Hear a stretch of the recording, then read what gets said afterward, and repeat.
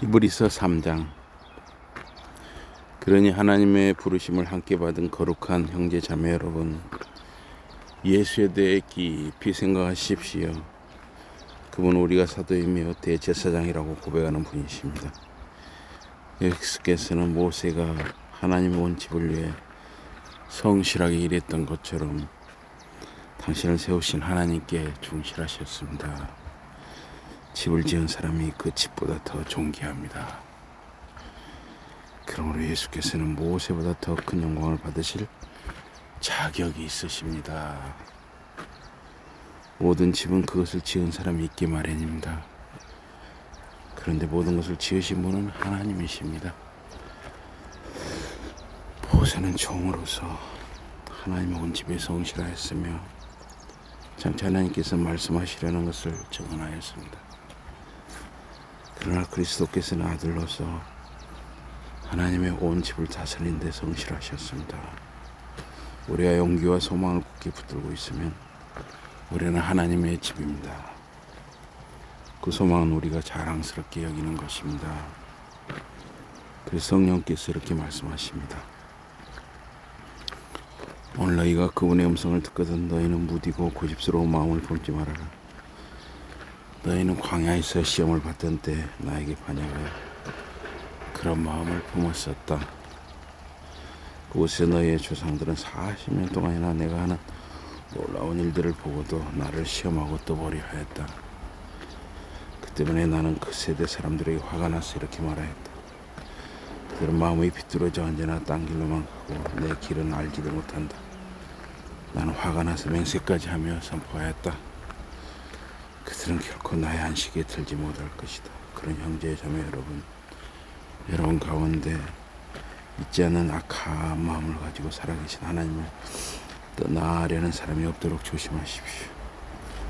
날마다 서로 용기를 북돋아 주십시오. 아직은 오늘이라고 말할 수 있는 지금 그렇게 하십시오. 그래야 여러분 가운데 어느 누구도 주의 속임수에 넘어가 못이고 고집스러운 사람이 되는 일이 없도록 하십시오. 우리가 처음 믿을 때에 가졌던 확신을 끝까지 굳게 지키며 우리는 하나님께서 약속하신 복을 그리스도와 함께 나누어 받게 될 것이기 때문에 성경에 이런 말씀이 있습니다. 오늘 너희가 그분의 음성을 듣거든 반역했던 그 사람들처럼 무디고 고집스러운 마음을 품지 말아라. 그런데 그 말씀을 듣고도 반역을 한 것이 누구였습니까? 모세가 이집트에서 데리고 나온 사람들 모두가 아니었습니까? 그리고 하나님께서 40년 동안 누구에게 화를 내셨습니까? 죄를 짓고 그 몸이 죽어 광야에 쓰러진 사람들 모두에게 화를 내신 것 아닙니까? 하나님께서 누구에게 당신께서 약속하신 안식에 결코 들어오지 못하라고 맹세하셨습니까? 하나님께 복종하지 않은 사람들이 하신 것이 아닙니까? 그러니 우리는 그들이 믿지 않았기 때문에 안식처로 들어가지 못했다는 것을 알 수 있습니다. 히브리서 4장. 그러므로 하나님께서 안식에 들어가게 해주시겠다는 약속이 아직도 남아있는 동안에 여러분 가운데 아무도 그 안식에 들어가지 못하는 사람이 없도록 두려운 마음으로 조심하십시오. 이스라엘 백성에게도 우리에게도 기쁜 소식이 전해졌습니다. 그러나 그들이 전해 들은 말씀은 그들에게 아무 도움이 되지 못하였습니다. 그들은 기쁜 소식을 듣고 그것을 믿음으로 받아들이지 않았기 때문입니다. 이제 그것을 믿은 우리만이 하나님의 안식에 들어가 쉼을 얻습니다. 쉼을 얻을 것입니다. 하나님께서 믿지 않은 사람들에게 말씀하셨습니다. 그래서 나는 화가 나서 이렇게 맹세했다. 이들은 결코 나의 안식에 들어와 쉼을 얻지 못하리라. 사실 하나님께서 세상을 창조하셨을 때 모든 일을 다 마치시고 그 뒤로 쉬셨습니다. 성경 어디에선가 일곱째 날에 대해 이렇게 말하고 있습니다. 그리고 일곱째 날에 하나님께서 모든 일을 마치고 쉬셨다. 그러나 위에서 말한 다른 구절에서는 그들은 결코 나의 안식에 들어오지 못하리라고 하셨습니다. 전에 자기들에게 전해진 하나님의 기쁜 소식을 들었으나 순종하지 않은 사람들은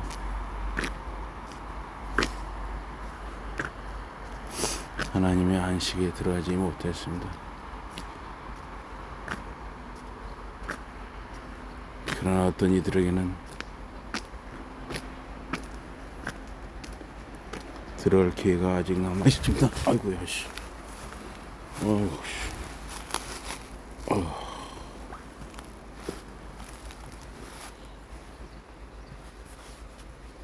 그래서 하나님께서는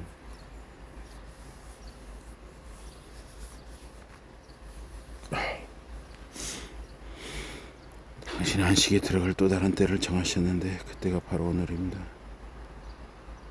하나님께서는 이 사실을 오랜 세월이 흐른 뒤에 다윗을 통하여 선포하셨습니다. 바로 앞에서 말한 성경 대목에서 이렇게 말씀하셨습니다. 오늘 너희가 그분의 음성을 듣거든 무디고 고집스러운 마음을 품지 말아라. 오늘 여호수아가 이스라엘 백성에게 안식을 주었더라면 하나님께서 나중에 또 다른 안식의 날에 대해 말씀하지 않으셨을 것입니다.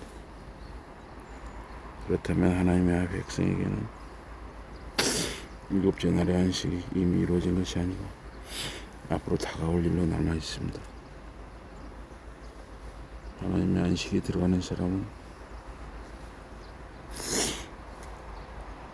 하나님께서 당신의 일을 마치고 쉬신 것처럼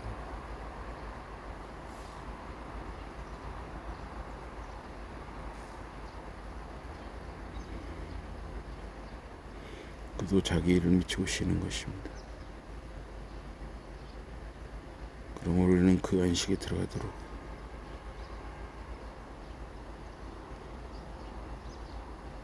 하나님 안식에 들어가는 사람은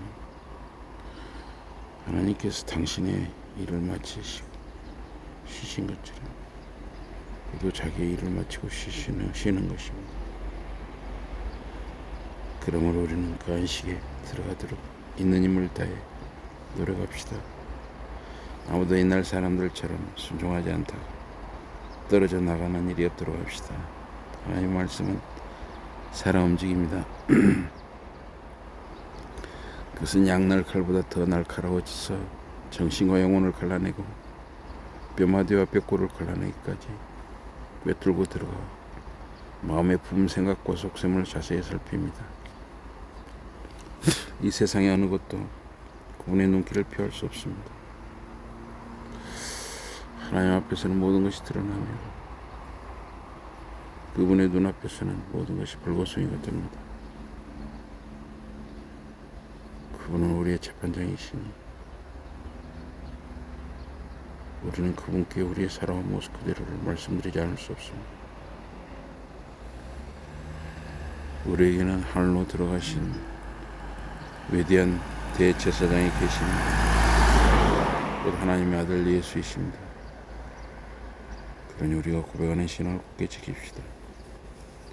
우리의 대제사장은 신 예수는 우리의 연약함을 동정할 줄 모르는 그런 분이 아니십니다. 그분은 이 세상에 사실 때 우리와 똑같이 온갖 시험을 다 당하셨습니다. 그러나 결코 죄는 짓지 않으셨습니다. 이제 예수를 우리의 대제사장으로 모셨습니다. 우리는 자신 있게 은혜의 보좌 앞으로 나아갈 수 있습니다. 그러면 필요한 때 우리를 도와줄 하나님의 자비와 은혜를 받게 될 것입니다. 이브리서 3장과 4장이었습니다.